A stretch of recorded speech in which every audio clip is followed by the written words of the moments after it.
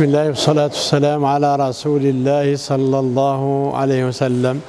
Frères en islam, assalamu alaikum wa rahmatullahi ta'ala wa barakatuh. Toujours dans ce mois béni, le mois l'ordre d'Allah tabaraka wa ta'ala, le mois du Ramadan. Le Ramadan, frères en islam, c'est une éducation et c'est pas une privation. Wallahi huwa tarbiya wa laysa hirman. Huwa tarbiya تتربى على طاعة الله تبارك وتعالى في السراء والضراء. تتربى على أن تمتنع عن الحلال حتى إذا امتنعت عن الحرام فيكون الشيء أسهل. Donc c'est une éducation à suivre les prescriptions d'Allah tabaraka wa ta'ala. Éducation du cœur, de l'âme, de l'esprit. Éducation dans un endroit, même si cet endroit n'est pas musulman, mais tu t'élèves avec ta spiritualité, tu t'élèves avec ton dogme, tu t'élèves avec ta foi et tu t'élèves avec ta religion. Et c'est, en aucun cas, c'est une privation. C'est pas le fait de s'abstenir de manger et de boire, c'est une privation. Non, loin de là, ça te permet de canaliser, de te maîtriser et de te passer de ce que Allah t'a rendu licite auparavant. Manger ou boire en soi, c'est licite. Mais tu te passes, tu t'abstiens de manger et de boire parce que c'est Allah tabaraka wa ta'ala qui te l'a demandé. Alors imagine que si c'est un licite et que tu te passes de ce licite et tu peux dire non à quelque chose qui est licite, manger, boire ou autre, imagine quand c'est illicite, ça devient plus facile de dire non. Donc en soi, c'est une éducation et en aucun cas, c'est une privation. Le jeûne, en soi, sur Ramadan, il t'apprend aussi à t'élever. Comment tu peux t'élever, si je puis ainsi dire? Regarde, tu as la possibilité, surtout nous, ici en France, je ne sais pas tout le monde qui jeûne dans un pays musulman, tu sors le matin, tout le monde jeûne, donc tu te sens dans ce climat de jeûne où tout le monde fait le Ramadan. Mais ici en France, nous par exemple, tu te lèves le matin, personne ne sait si tu jeûnes ou pas. Et tout le monde autour de toi ne jeûne pas, donc tu peux manger, tu peux boire. Et personne ne te pose la question, mais tu t'abstiens de le faire. Ben c'est ça ta spiritualité, c'est ça ta taqwa. C'est ça ton dogme juste, tu t'élèves pour te rapprocher d'Allah Azza wa Jalla. Comme dit Hatem al-Assam, quand j'ai su que Allah me voit là où je suis, là où je serai, alors j'ai eu honte qu'il me voit commettre un péché.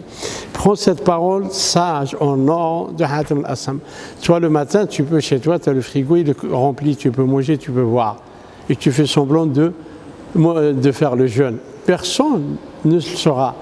Tu peux ruser tout le monde, mais ton dogme juste aqidatak sahiha tu'min an Allah azza wa jalla raqib. Donc tu sais que Allah tabaraka wa ta'ala il est le surveillant, il te voit. Et là en soi, tu as réalisé une porte parmi les portes des noms d'Allah tabaraka wa ta'ala wal asma. لما علمت أن الله يراني حيثما كنت حيثما كنت فاستحييت أن يراني على معصية فاسم الله تبارك وتعالى هنا الرقيب. Donc tu sais au fond de toi que Allah te voit.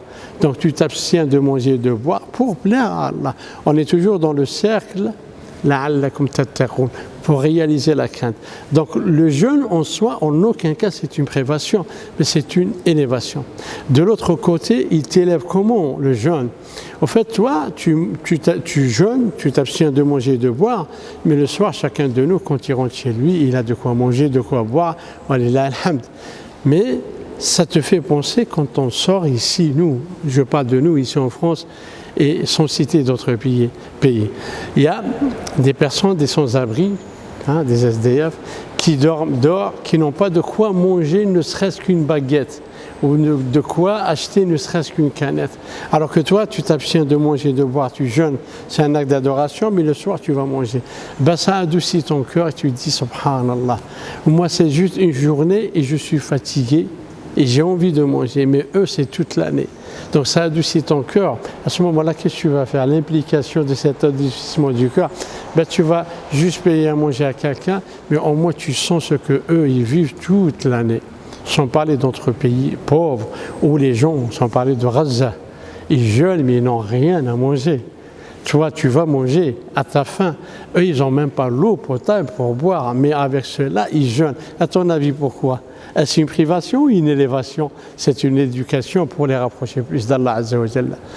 Ben, mon frère, Même si c'est dur de jeûner, quoi qu'en ce moment, alhamdoulilah, même si c'est dur de jeûner, mon frère, mais sache que ton don te dit wa ma umiru illa liya'budullaha mukhlisina lahu ad-din.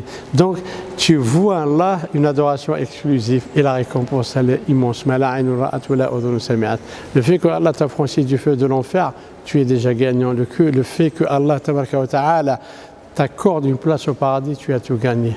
Sur ce, je vous dis, prenez soin de vous, qu'Allah guide nos pas et qu'Allah nous couvre de sa miséricorde et surtout qu'il vienne en aide aux nécessiteux.